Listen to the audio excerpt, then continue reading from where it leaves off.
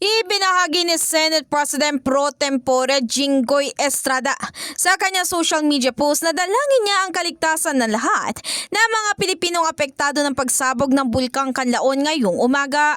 Sa impormasyon mula sa FIBO, sinasabi na tumagal ng halos 1 oras ang pagputok nito na nagsimula naman kanina mga alas 5 ng umaga.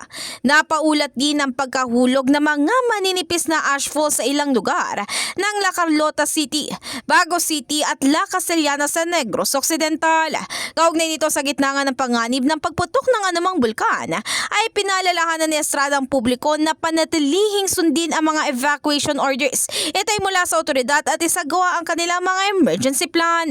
Dagdag pa niya, mainam din kung panatilihin ng mga ito ang pakikinig sa mga balita para sa anumang emergency information at maging instruction.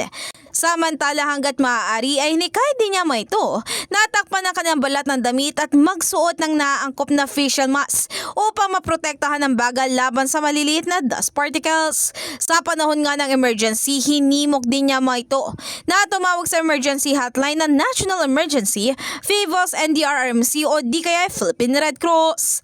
In the heart of changing lives, ako si Brigada Ann Cortez ng 105.1 Brigada News FM Manila, The Music News Authority.